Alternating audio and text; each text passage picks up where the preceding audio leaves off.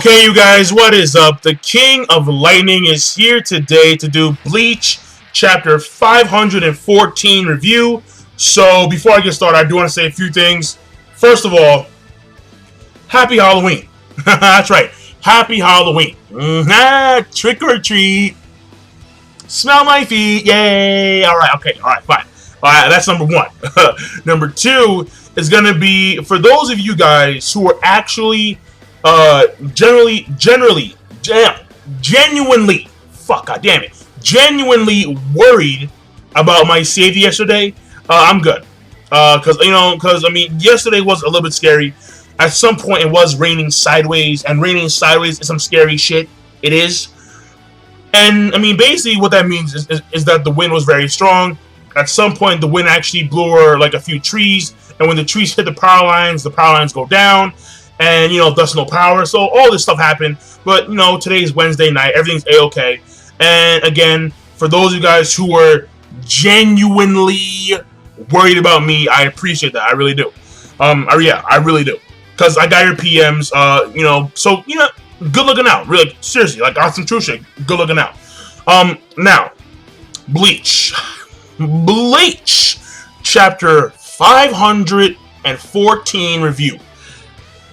Now, again, I've said this before and I say it again. In this series of Bleach, Ichigo always seems to attain the powers of the opposing force or the anti-heroes. At the beginning of the Bleach series, he attained Shinigami powers, and he fought against the Shinigami. During the Rancor saga, he attained the Visor Mask, which belonged to the anti-hero, the Visors. He also attained, I guess in a sense, holification, pure hollow form, similar to that of Ulquiorra and Grimjoe, whatever, of their release form. And then he became ascended, like Aizen. After that came the Fullbring, and the Fullbring, again, the Fullbringers were the enemy, Ginjo and Tsukishima, and he attained the power of the Fullbring, and thus regained his Bankai, and his Bankai now has enhanced Fullbring powers on top of its original state. Now, in this arc, he has gained Quincy abilities, which means that we may see him with a fucking bow and arrow at some point in time. Yeah, we may see Ichigo have like Zangetsu just transform into like a fucking bow and shoot that shit. I don't know. But the thing here that's very strange, alright, is that, and I have to point this out, I really do. The fact that Ichigo has Quincy powers, it bothers me, but not that much. What really bothers me is that he specifically has attained the Blue Vein. Even though he has no idea what it is, he still has attained the Blue Vein. I have a problem with that. I really do. And the reason why is very simple. Ishida Uryu is a full-blown Quincy. He is a full-blown, full-grade Quincy, pure Quincy.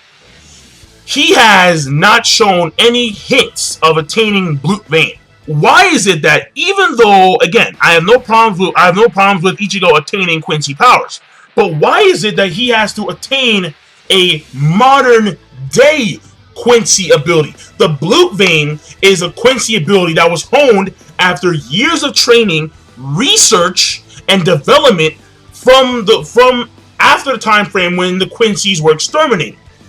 The reason why the Quincy's are so strong now is because they spent 200 years perfecting their skills. They perfected the Lichter Steel into the complete holy form. They perfected their arrows into actual blades and shit like that. They could actually absorb Reishi at will. At will. They just raise their fucking blades and absorb Reishi at will. They have attained the point where they can actually structure the Reishi particles into their veins and arteries and thus Blue Vein. But how on earth can Ichigo even attain that level of cognitivity and precision? How the fuck is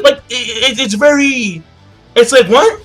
Like, it's very strange. I mean, maybe it'd be better off if they started at phase 1, where his Quincy hint ability would be him actually absorbing Reishi. That would have been a good step 1. But him jumping to Blue Vein is like, it's like, what the fuck? It's like, yo, I mean, like, even if you want to say that his mother at some point was like a top tier Quincy, which again is kind of weird because it's like, how did a top tier Quincy die to fucking Grand Fisher? But I mean, whatever. I mean, maybe something happened at that point in time, like specifically that prevented her to use her powers or something. That I'm not too sure what happened exactly. But the thing here is that, again, the Blood Vein is a honed ability with precision, reishi absorption, skill. It took time to get to that stage. And Ichigo can just, like, you know, skip phases here. We have never seen Ichigo absorb reishi particles. So how the fuck can you use Blood Vein? It's very, I don't know. To me, it's like, it's a huge throw off. It really is. I mean, like I said before, in every arc, he's gained the powers of the opponents, the anti-heroes, or the villains. So it comes as no big surprise. But still, if Ishida Uryu, who is a full-blown Quincy, has never shown that ability, or a hint of that ability, then how in the fucking Ichigo? So again, like, the best phase, in my opinion, the best kickoff phase, the best start-off phase, should have been Ichigo absorbing the reishi particles. Like, if maybe he escaped the cage because Zangetsu was able to absorb the particles of you know, Kirige's jail. That would have been a lot more appropriate and a lot more acceptable than him, you know, busting out there because he's a Quincy now. Like, it's very, you know, it's iffy. It's very iffy. So, I mean, we'll see how shit actually works out as the series progresses further along with Ichigo's Quincy development. But again, still, it's very weird. And then the one thing about this chapter that I really enjoyed, that I really liked a lot, was fucking Hashwalth. Oh my god! I mean, oh, like, who is this guy?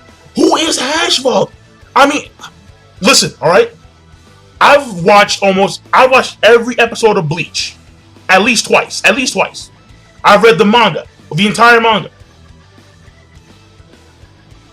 I don't recall a single person ever breaking Ichigo's Bankai release Zanpakuto. That shit apparently is like super fucking strong. Aizen. When Aizen blocked Ichigo's Zanpakuto with his finger, he tried to break that shit and he couldn't do it. But here's Hashwalth, not even the leader, Hashwalth. And he cuts that shit like it was fucking paper. Who is this guy? Who is he? Like, this guy's good. He's really fucking good. He's really fucking good. Like, damn good. I like that. I fucking like that shit. I had my eye on this guy the entire fucking arc. And my eyes are now fixed. They are glued to Hashwalth. Because this guy, yeah. Oh, yeah. Again, I can't recall, because he's fought against Grimmjow. He's fought against Ulquiorra. He's fought against Aizen. He's fought against Byakuya. He's fought against very powerful opponents. And his Zanpakuto Bankai has never broken. But again, Hashwalth, one simple swing and it's fucking sliced in two. Like butter. Man. Oh. I like this guy. I like him. Yeah. Alright. Good shit. Alright. And the last thing with this chapter, the whole like, you're my son born in darkness shit. No. Listen, alright. Listen. No. Yhwach is not pulling the fucking Vader. No. I want to fucking Ichigo. You are my son. Like, no. Fuck that shit. No. He's not his son. In my personal opinion, what he meant by that is that he is, in a sense, the father of all Quincy, and thus, in that perspective, Ichigo is his son. In the same notion where Whitebeard had multiple sons, not by blood, but in a sense of they were his, like, you know, adopted children. In this scenario, in this case, you know, they're, you know, in this scenario, it's the same thing, where the Quincy's, Yhwach feels like he's the father of the Quincy's. That's the way I kind of see it. And in this scenario, Ichigo is one of his sons in that perspective. I mean, that's why last chapter he said that I'm the enemy, yes and no, because in that sense I'm the enemy against the Shinigami, and you're part Shinigami, but also because you're not my enemy. You're not my enemy because you are my son. You are a Quincy. You are my son. So, you know, in that sense. But this chapter, again, overall, this chapter, the rating is going to be good. It's a good chapter. It's just that the one issue that I have is the fucking blue vein. The blue vein is way too specific. It is goddamn way too specific. It's seriously, like, it is. And, yo, Hashwalth once again. Yeah. Hashwalth for the motherfucking win. Hashwalth for the motherfucking win. I like this guy. I like him. Now, the question here is that now that they've left, and Aizen apparently pulled some shit on Yhwach. Why is that? A fucking monologue. This guy had a fucking monologue. He lost fucking track of time. I mean, that's what happens. When Aizen starts talking, you start to lose your perspective on reality. It's like, yo, like, what is this guy talking about? It's like, seriously. Like, when Yhwach said Aizen calmly rejected me, he must have meant Aizen gave me like a 15-page monologue about how great he was, about how superior he is to all humans, to all life, how he's going to come back and kill the Spirit King, and then say, no, I'm not going to join you. That's what he really meant, because Aizen, he talks. He likes talking. It's a lot. So, I mean, yeah, I would too. If I was talking to Aizen, like, it'd be 3 fucking days, and I wouldn't even fucking notice. And maybe kill me. But still, whatever, you know. But the thing here, alright, so this chapter, alright, I was gonna say something. Okay, yeah, so right now they have left the battle, they have left the battleground, the battle area, and we know that their Zero Squad is coming. So what is there gonna see? I don't know if if only him and Hashwalth left, and he left the other guys there to finish the fight, or if they all left. I'm not too sure. I want to assume that maybe some soldiers are still there to you know, like, fight the good fight. But there's sacrifices in that sense. I mean, maybe. I'm not too sure. But then again, it wouldn't be a good strategic move to leave his soldiers in the battlefield while he was gone. So the best course of action is that the Star Knights and the soldiers, they all left too. When you all left the battleground, they're all gonna leave. Or maybe they're still there, but once they notice that he left, then they're all gonna follow in instead and leave as well. And now at this point in time, we may and probably are gonna see the Royal Court Guard Squad open their gates, bam, on some fucking Jesus piece of shit, come down like fucking G's. Like, what's the fucking problem? Like, what's the problem? Why is old man Yama dead? What's going on? Why is this motherfucker dead? So, you know, I want to see that shit. Now, I really want to see all. When I say all, I want to say all of the Royal Court Guard Squad come down. I don't want to see one guy come down. No. I want to see all the motherfuckers. Every last Royal Court Guard Squad member. Maybe leave the strongest one. Maybe leave the strongest one with the Spirit King. But still, you know, I want to see all of them come out. All of them. Every last one of them. And then Yhwach, now he's gonna. Now we don't know when he's gonna come back, but at some point he's gonna come back, and we don't know his full agenda because he's there to kill the. He's clearly there. He's clearly there to kill the Shinigami. We know that already. But what's his real agenda? What's his real goal? Because there's always something underneath. There's always something else. When you think that there's something, no. There's always another layer hidden beneath that. And I'm pretty sure that Yhwach has an alternative goal that probably involves the Spirit King. Because when you think about it, the eradication of the Shinigami would also conclude the eradication of the Spirit King. Since the Spirit King is the leader of all Shinigami. You feel me? So that makes sense. And that, you know, I mean, that's why, because Aizen has the same notion of killing the Spirit King. So these two maybe want to have a collaboration at some point. I mean, Aizen for now said yes. He said for now he says no. I'm not gonna join you. But later on, I mean, maybe. So let me do a quick summary. And this chapter summary is basically very simple. Ichigo powers up, and then Yhwach gets wounded, he's like, huh, maybe it wasn't a good idea to send a Quincy after you.